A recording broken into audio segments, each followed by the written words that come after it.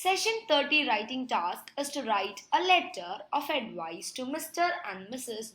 Johansson regarding their son, Mr. Sammy Johansson, who was diagnosed with distal radius fracture while he was admitted at Melbourne City Hospital, where you are his nurse.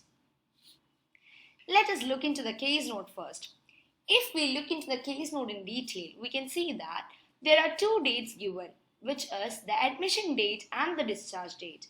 Here the admission date is irrelevant and not to be mentioned in the letter, but you have to mention the discharge date in the introduction paragraph of the letter. The date of the letter will be today's date since it is specifically given in the case note and it is essential to know when the service should be provided. The name and date of birth of the patient are important and has to be mentioned in the reference part of the letter. Since this letter is written to the patient's parents, you can avoid the social and medical history from the case note since they already know this information. All the information provided in the treatment part are important and has to be mentioned in the letter. The advice part in the case note is of utmost importance and should be emphasized in the letter with importance because the case note specifically says this is an advice letter. Therefore, all the information mentioned here are important and has to be mentioned in the letter. However, you should try to frame the letter in an organized manner so as to maintain the continuity of the letter. Taking all these points, we have to prepare a letter in an organized manner. Now let us see how we can write a letter with the help of a sample letter written by a candidate from India. The address and the date written are correct. The salutation written is wrong. Here I would suggest to use Mr. and Mrs. Johansson as given in the case note. Here you should keep in mind that if the name is given in the case note, you should use a name in the letter instead of any designation or pronoun.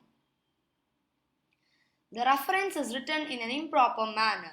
The reference should be like RE, title of the patient, name and then the date of birth, and all should be in one single line. So this must be written as RE, Master Sammy Johansson, DOB, 12 August 2006, which is the right way to write the reference. Moving to the introduction paragraph.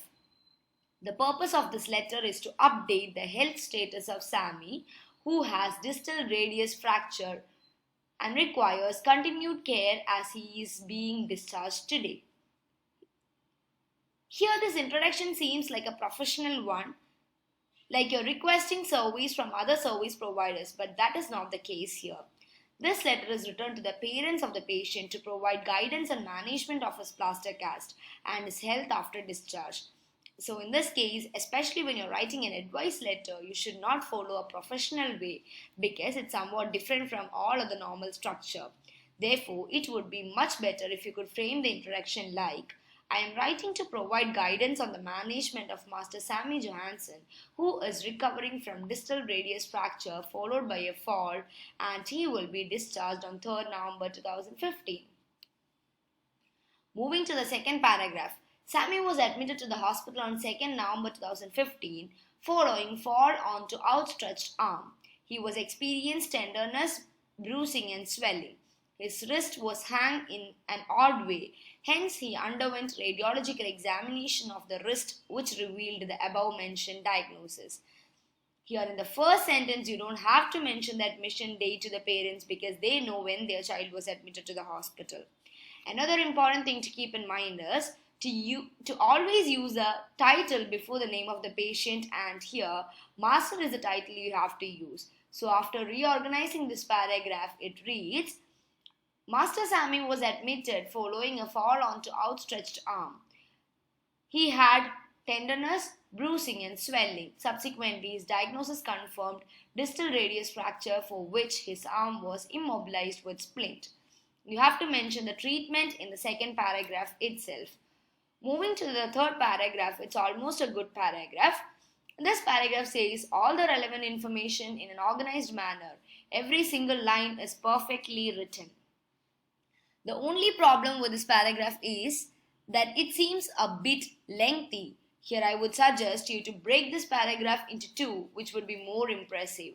This paragraph says all the information which have to be followed after his discharge, and the candidate has written this paragraph in an impressive manner. The wind-up sentence and sign-off written are correct.